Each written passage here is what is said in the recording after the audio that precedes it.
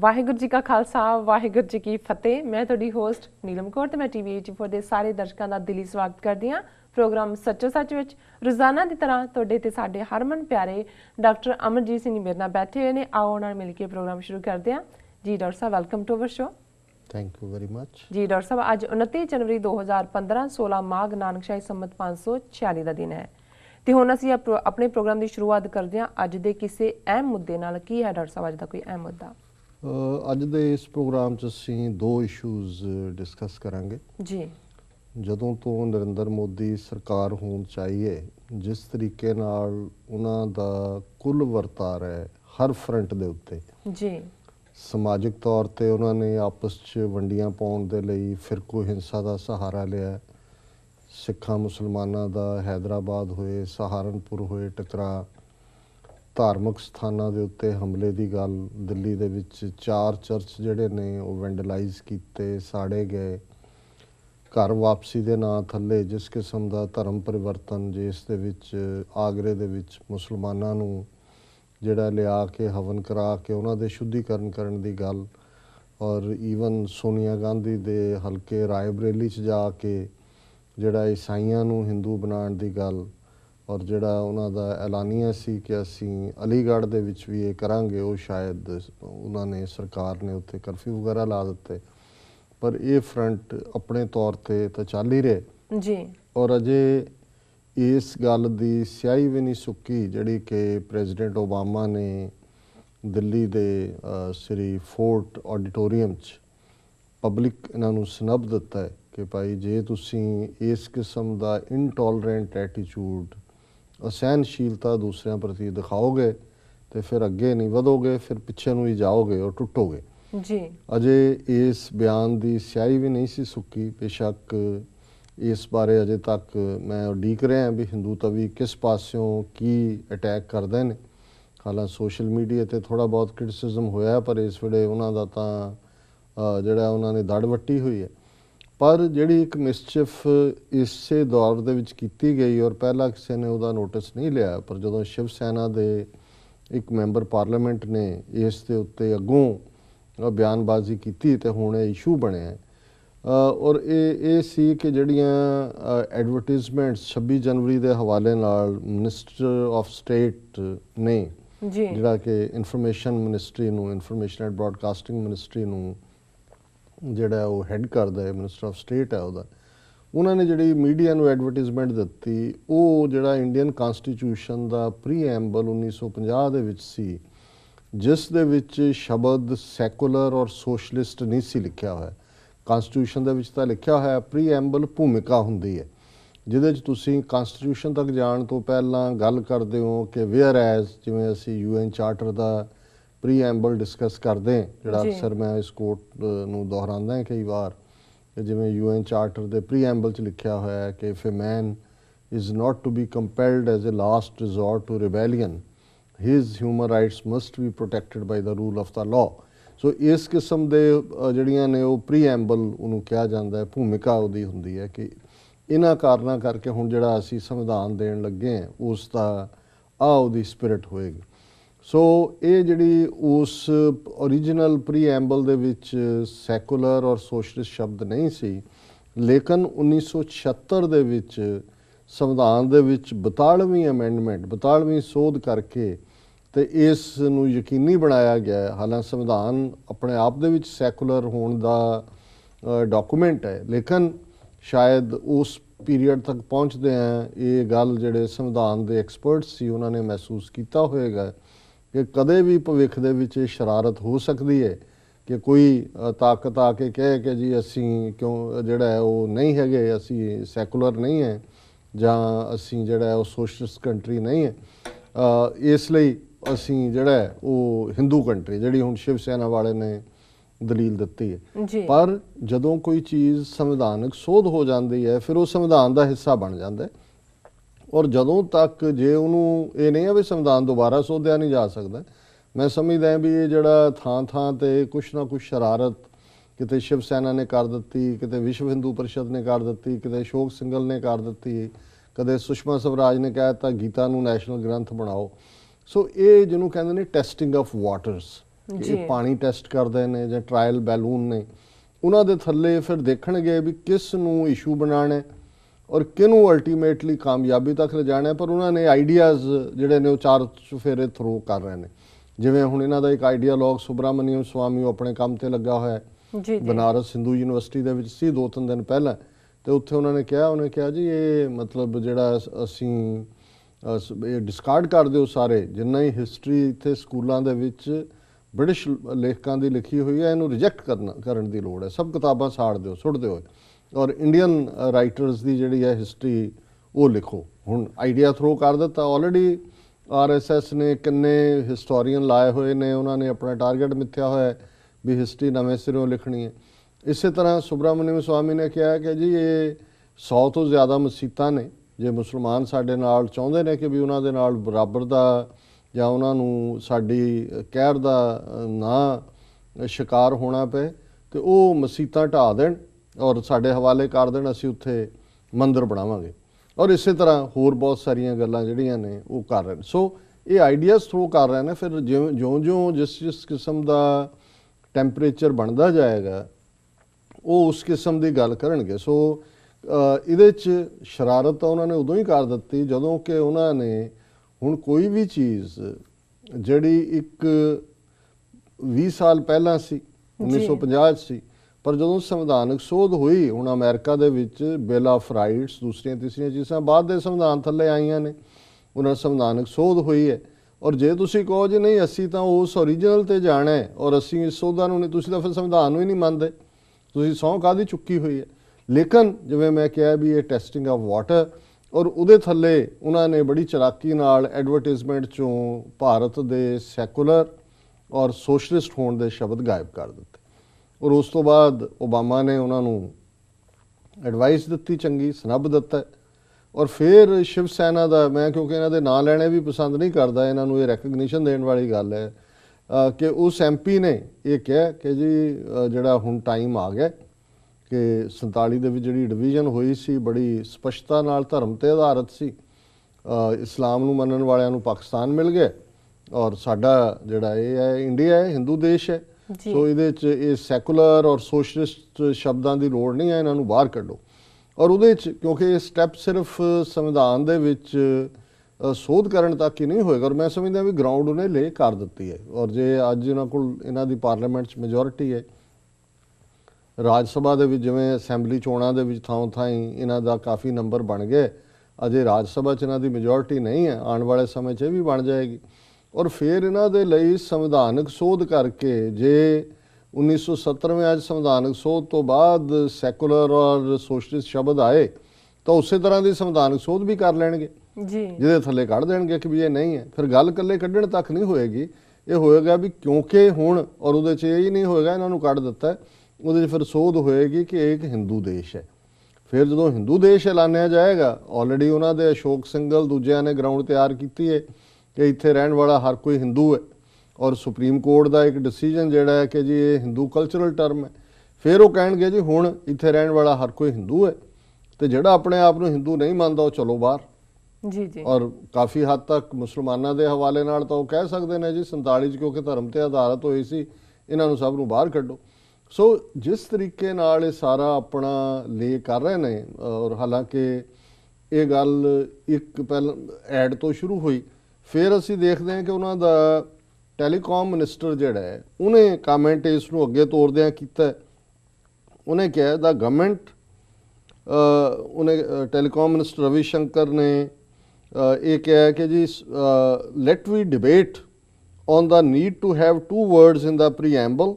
let there be a debate and let us see what the nation wants। ਉਹਨੇ ਕਿਹਾ ਜੀ ਕੋਈ ਨਹੀਂ, ਉਹ ਕਹਿੰਦਾ ਕੱਢ ਦਿਓ, ਤੁਸੀਂ ਕਹਿੰਦੇ ਹੋ ਨਹੀਂ ਕੱਢਣੇ ਚਾਹੀਦੇ, ਅਸੀਂ ਡਿਬੇਟ ਕਰ ਲੈਂਦੇ, ਫਿਰ ਦੇਖ ਲੈਂਦੇ ਨੇਸ਼ਨ ਕੀ ਚਾਹੁੰਦਾ। ਮਤਲਬ ਇਹ ਹੈ ਵੀ ਆਲਰੇਡੀ ਉਹਨਾਂ ਨੇ ਇੱਕ ਟਰਾਇਲ ਬੈਲੂਨ ਸੁੱਟ ਕੇ ਗਰਾਊਂਡ ਤਿਆਰ ਕਰ ਲਈ, ਇਹ ਦੱਸ ਦਿੱਤਾ ਵੀ ਇਹਦੇ ਓਰੀਜਨਲ ਪ੍ਰੀਐਂਬਲ 'ਚ ਨਹੀਂ ਸੀ, ਇਹ ਤਾਂ ਸੰਵਿਧਾਨਕ ਸੋਧ ਹੋਈ ਹੈ ਔਰ ਅਸੀਂ ਵੀ ਜਿਹੜੀ ਹੈ ਕੱਲ ਨੂੰ ਇਹਦੇ 'ਚ ਸੋਧ ਕਰ ਸਕਦੇ ਹਾਂ। ਕਾਂਗਰਸ ਲੀਡਰਾਂ ਨੇ ਜਿਹੜਾ ਇਸ ਦੇ ਉੱਤੇ ਰਿਐਕਟ ਕੀਤਾ ਹੈ ਕਿ ਜੀ ਇਹ ਬੜੀ ਜਿਹੜੀ ਡਿਮਾਂਡ ਹੈ ਉਹ ਸ਼ੌਕਿੰਗ ਹੈ, BJP ਜਿਹੜੀ ਹੈ ਆਪਣੇ ਡਿਵੈਲਪਮੈਂਟ ਏਜੰਡੇ ਦੇ ਉੱਤੇ ਸਟਿਕ ਕਰੇ। ਔਰ ਉਹਨਾਂ ਨੇ ਹੁਣ ਜਦੋਂ ਉਹਨਾਂ ਨੇ ਦੇਖਿਆ ਕਿ ਵੀ ਅਜੇ ਇਹਦੀ ਆਪੋਜੀਸ਼ਨ ਜਾਂ ਉਹਨਾਂ ਦਾ ਇੱਕ ਪੀਡੀਕੇ ਤਮਿਲਨਾਡੂ ਦਾ ਇੱਕ ਗਰੁੱਪ ਹੈ, ਉਹਨਾਂ ਨੇ ਵੀ ਬੀਜੇਪੀ ਦਾ ਐਲਾਈ ਹੈ, ਉਹਨੇ ਵੀ ਵਿਰੋਧ ਕੀਤਾ ਜੀ। ਤੇ ਹੁਣ ਜਿਹੜਾ ਰਾਜਵਰਧਨ ਰਾਠੌਰ ਜਿਹੜਾ ਉਹਨੇ ਆ ਕੇ ਕਿਹਾ ਕਿ ਜੀ ਇਹ ਅਸੀਂ ਕੋਈ ਗੱਲ ਨਹੀਂ ਹੈ, ਦਿਸ ਕੰਟਰੋਵਰਸੀ ਇਜ਼ ਨੀਡਲੈਸ, ਇਹਦੀ ਕੋਈ ਲੋੜ ਨਹੀਂ ਹੈ ਔਰ ਅਸੀਂ ਜਿਹੜਾ ਹੈ ਇਸ ਨੂੰ ਦੇਖਾਂਗੇ ਕਿ ਕੀ ਕਰਨਾ। ਸੋ ਕੁੱਲ ਮਿਲਾ ਕੇ ਅਸੀਂ ਸਮਝਦੇ ਹਾਂ ਵੀ ਬੜੀ ਤੇਜ਼ੀ ਦੇ ਨਾਲ ਇਸ 6-7 ਮਹੀਨੇ ਦੇ ਪੀਰੀਅਡ 'ਚ ਉਹਨਾਂ ਨੇ ਗਰਾਊਂਡ ਤਿਆਰ ਕਰ ਲਈ ਹੈ। ਗੀਤਾ ਨੂੰ ਜਿਵੇਂ ਮੈਂ ਕਿਹਾ ਸੁਸ਼ਮਾ ਸਵਰਾਜ ਨੇ ਥਰੋ ਕੀਤਾ ਸੀ ਵੀ ਉਹਨੂੰ ਰਾਸ਼ਟਰੀ ਗ੍ਰੰਥ ਬਣਾਓ, ਸੰਵਿਧਾਨਕ ਸੋਧ ਕਰਕੇ ਸੈਕੂਲਰ ਔਰ ਇਹ ਓਬਾਮਾ ਦੀ ਸਲਾਹ 'ਤੇ ਅਮਲ ਕਰ ਰਹੇ ਨੇ ਔਰ ਮੈਂ ਸਮਝਦਾ ਵੀ ਉਹਨੇ ਬਿਲਕੁਲ ਵਾਰਨਿੰਗ ਠੀਕ ਦਿੱਤੀ ਹੈ ਕਿ ਤੁਸੀਂ ਤਬਾਹੀ ਵੱਲ ਜਾ ਰਹੇ ਹੋ, ਪ੍ਰੋਗਰੈਸ ਤਾਂ ਤੁਹਾਡੀ ਕੀ ਹੋਣੀ ਹੈ, ਤੁਸੀਂ ਰਿਗਰੈਸ 'ਚ ਆਓਗੇ, ਪ੍ਰੋਗਰੈਸ ਨਹੀਂ ਆਓਗੇ। ਔਰ ਉਹਨਾਂ ਨੇ ਹੁਣ ਇਹ ਵੀ ਇੱਕ ਏਜੰਡਾ ਕੱਢ ਕੇ ਬਾਹਰ ਰੱਖ ਲਿਆ ਜਿਸ ਹਾਲਾਂਕਿ ਜਿੱਥੋਂ ਤੱਕ ਸਿੱਖ ਕੌਮ ਦਾ ਤਾਲੁਕ ਹੈ, ਜੇ ਸੈਕੂਲਰ ਸੋਸ਼ਲਿਸਟ ਸ਼ਬਦ ਵਿੱਚ ਸੀ ਵੀ ਤੇ ਉਹਦੇ ਥੱਲੇ ਜੋ ਕੁਝ ਸਾਡੇ ਨਾਲ ਹੋਇਆ ਜੀ, ਜੋ ਜੂਨ 84 ਚ ਹੋਇਆ, ਨਵੰਬਰ 84 ਚ ਹੋਇਆ, ਪਿਛਲੇ 30 ਸਾਲਾਂ ਤੋਂ ਹੋ ਰਿਹਾ ਹੈ ਔਰ ਆਪਣੇ ਆਪ ਨੂੰ ਸੈਕੂਲਰ ਜਮਾਤ ਕਹਿਣ ਵਾਲੀ ਕਾਂਗਰਸ ਪਾਰਟੀ ਨੇ ਜਿਹੜਾ ਉਹ ਵੱਡੇ ਜੂਨ 84 ਨਵੰਬਰ 84 ਦੇ ਆਰਡਰ ਦਿੱਤੇ ਔਰ ਇਹ ਜਿਹੜੇ ਹਿੰਦੂਤਵਾ ਵਾਲੇ ਨੇ ਇਹਨਾਂ ਨੇ ਫੁੱਲੀ ਬੈਕ ਕੀਤਾ। ਅਡਵਾਨੀ ਨੇ ਕਿਹਾ ਜੀ ਇਹ ਤਾਂ 6 ਮਹੀਨੇ ਪਹਿਲਾਂ ਹੋਣਾ ਚਾਹੀਦਾ ਸੀ ਔਰ ਉਹਦੇ ਹੁਣ ਸਬੂਤ ਨੇ ਕਿ ਕਿਵੇਂ ਆਰਐਸਐਸ ਦੇ ਪ੍ਰੋਮੀਨੈਂਟ ਲੋਕ ਜਿਹੜੇ ਨੇ ਉਹ ਸਾਰੀ ਜਿਹੜੀ ਸਿੱਖ ਜੈਨੋਸਾਈਡ ਸੀ ਉਸ ਦੇ ਵਿੱਚ ਕਾਂਗਰਸੀ ਲੀਡਰਾਂ ਦੇ ਨਾਲ ਬਰਾਬਰ ਸ਼ਾਮਲ ਸੀ। ਸੋ ਕੁੱਲ ਮਿਲਾ ਕੇ ਜਿਹੜਾ ਇਸ ਨਾਲ ਫਰਕ ਨਹੀਂ ਪੈਂਦਾ, ਪਰ ਫਿਰ ਵੀ ਜਦੋਂ ਤੁਸੀਂ ਦੁਨੀਆ ਦੇ ਨੇਸ਼ਨਸ ਦੇ ਵਿੱਚ ਆਪਣੇ ਆਪ ਨੂੰ largest democracy, diverse society, culture ਦੀ ਵਿਭਿੰਨਤਾ, ਅੱਡ-ਅੱਡ ਲੋਕ, ਅੱਡ-ਅੱਡ ਧਰਮ, ਅੱਡ-ਅੱਡ ਜ਼ਬਾਨਾਂ, ਇਹਦੀ ਐਕਸੈਪਟੈਂਸ, ਸੋ ਜਿਹੜਾ ਉਹਨਾਂ ਨੇ ਮਾੜਾ ਮੋਟਾ ਆਪਣੇ ਤੇ ਇੱਕ ਪਰਦਾ ਪਾਇਆ ਹੋਇਆ ਸੀ ਲਬਾਦਾ ਜੀ ਸੈਕੂਲਰਿਜ਼ਮ ਦਾ, ਹੁਣ ਉਹ ਅਨਅਸ਼ੇਮਡਲੀ ਬਿਨਾਂ ਸ਼ਰਮ ਤੋਂ ਈਵਨ ਉਹ ਲਬਾਦਾ ਵੀ ਲਾਉਣ ਨੂੰ ਤਿਆਰ ਨੇ ਔਰ ਉਹਨਾਂ ਨੂੰ ਉਹ ਜਿਹੜਾ ਆਪਣੇ ਆਪ ਨੂੰ ਜਿਵੇਂ ਉਹਨੇ ਕਿਹਾ ਸੀ ਸਿੰਗਲ ਨੇ ਕਿ ਜੀ 800 ਸਾਲ ਬਾਅਦ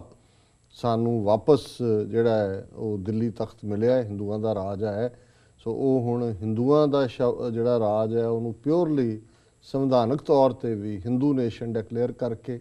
ਆਲਰੇਡੀ ਜਿਹੜੀ ਸੁਬਰਾਮਨਿਅਮ ਸਵਾਮੀ ਨੇ ਅਲੀਗੜ੍ਹ 'ਚ ਗੱਲ ਕਹੀ, ਉਹਨੇ ਕਿਹਾ ਜੀ ਸੰਸਕ੍ਰਿਤ ਨੂੰ ਨੈਸ਼ਨਲ ਲੈਂਗੁਏਜ ਡਿਕਲੇਅਰ ਕਰੋ ਔਰ ਸੰਸਕ੍ਰਿਤ ਜਿਹੜੀ ਹੈ ਮਸਟ ਹੋਣੀ ਚਾਹੀਦੀ ਹੈ ਸਾਰੀਆਂ ਥਾਵਾਂ 'ਤੇ। ਗੁਜਰਾਤ ਦੇ ਵਿੱਚ ਅਸੀਂ ਦੇਖਿਆ ਕਿ ਵੀ ਉਹਨਾਂ ਦੀ ਅਹਿਮਦਾਬਾਦ ਜਿੱਥੇ ਮੁਸਲਮਾਨਾਂ ਦੀ ਸਾਈਜ਼ੇਬਲ ਪੋਪੂਲੇਸ਼ਨ ਹੈ, ਉਹਨਾਂ ਦੀ ਕਾਰਪੋਰੇਸ਼ਨ ਨੇ ਆਰਡਰ ਕੱਢਿਆ ਜੀ ਬਸੰਤ ਪੰਚਮੀ ਵਾਲੇ ਦਿਨ ਸਰਸਵਤੀ ਬੰਦਨਾ ਕਰੋ ਜੀ। ਔਰ ਇਸ ਤੋਂ ਪਹਿਲਾਂ ਅਸੀਂ ਦੇਖਦੇ ਹਾਂ ਵੀ ਕਿਸ ਤਰੀਕੇ ਦੇ ਨਾਲ ਥਾਂ ਥਾਈਂ ਹੁਣ ਉਹਨਾਂ ਨੇ ਜਿਹੜਾ ਵਿਸ਼ਵ ਹਿੰਦੂ ਪਰਿਸ਼ਦ ਨੇ ਐਲਾਨ ਕੀਤਾ ਹੈ ਕਿ ਜੀ ਆਉਣ ਵਾਲੇ ਦਿਨਾਂ ਦੇ ਵਿੱਚ ਜਿਹੜਾ ਅਸੀਂ ਰਾਮ ਮਹੋਤਸਵ ਜਿਹੜਾ ਹੈ ਉਹ ਮਨਾਵਾਂਗੇ 10 ਦਿਨ ਔਰ 800 ਤੋਂ ਜ਼ਿਆਦਾ ਅਸੀਂ ਕਾਨਫਰੰਸਾਂ ਅਰਾਊਂਡ ਦਾ ਗਲੋਬ ਕਰਾਂਗੇ। ਸੋ ਕੁੱਲ ਮਿਲਾ ਕੇ ਉਹਨਾਂ ਨੇ ਸਾਰੇ ਦਾ ਸਾਰਾ ਫੋਕਸ ਜਿਹੜਾ ਹੈ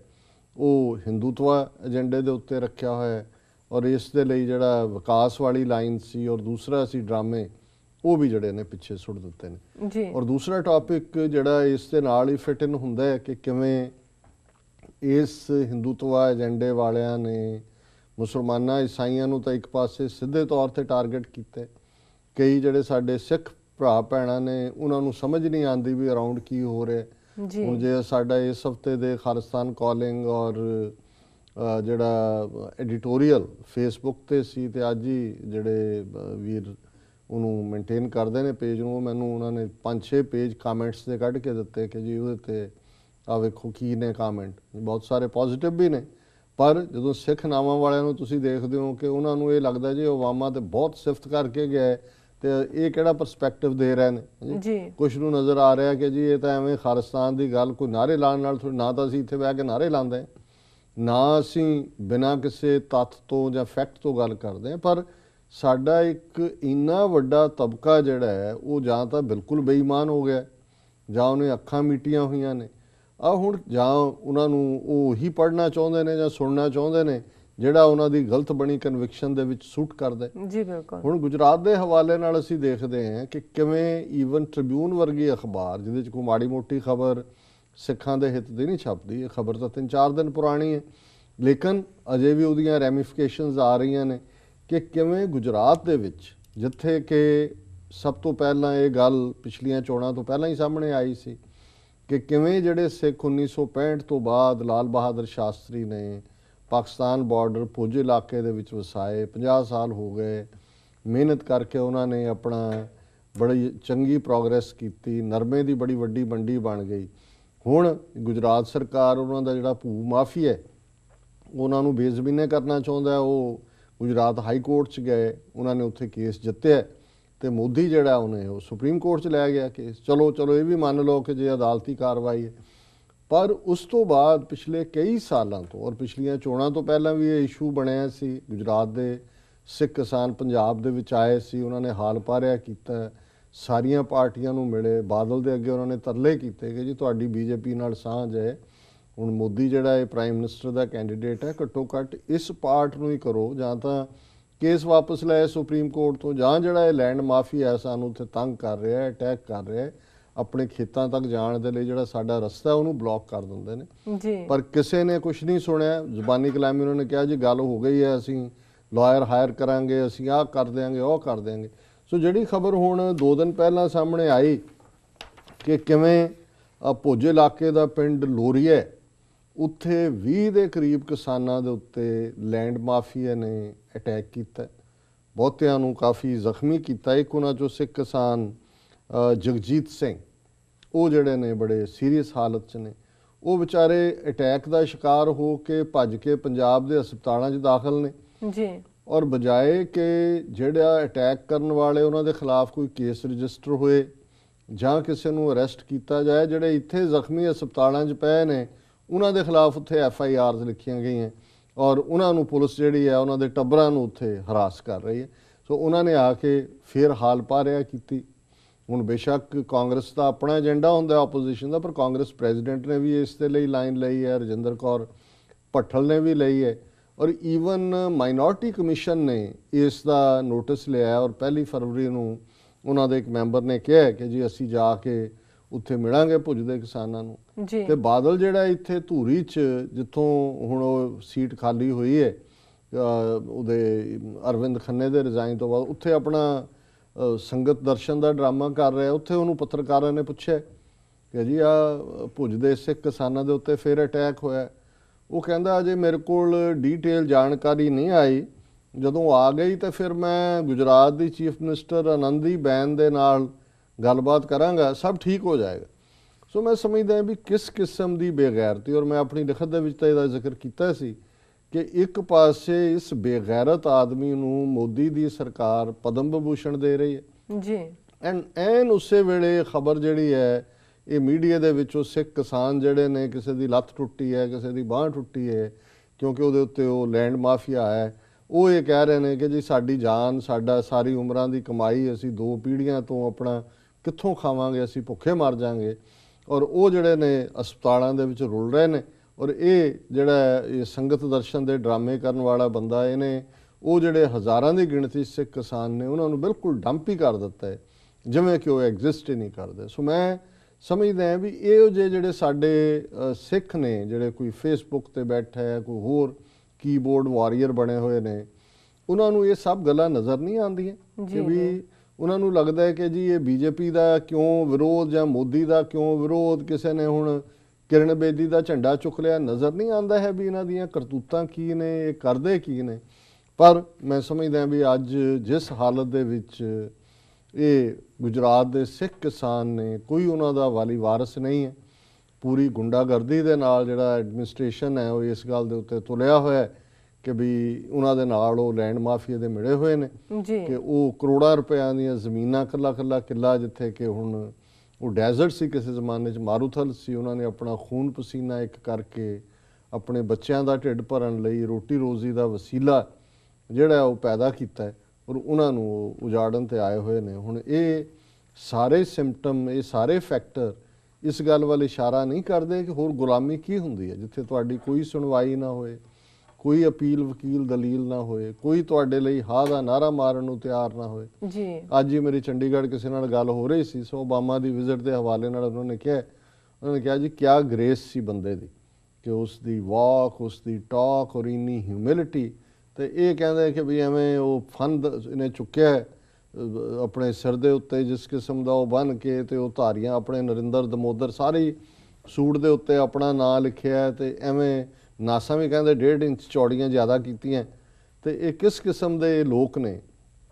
ਔਰ ਉਹਨੇ ਜਿਸ ਤਰੀਕੇ ਦੇ ਨਾਲ ਕੇਸ ਪ੍ਰੈਜ਼ੈਂਟ ਕੀਤਾ ਹੈ, ਲਾਈਵ ਉਹਨਾਂ ਨੇ ਸਪੀਚ ਸੁਣੀ ਸੀ ਜੀ। ਮੈਂ ਕਿਹਾ ਜੀ ਇਹ 1000 ਸਾਲ ਦੀ ਗੁਲਾਮੀ ਇਹਨਾਂ 'ਚੋਂ ਬੋਲ ਰਹੀ ਹੈ ਔਰ ਨਫ਼ਰਤ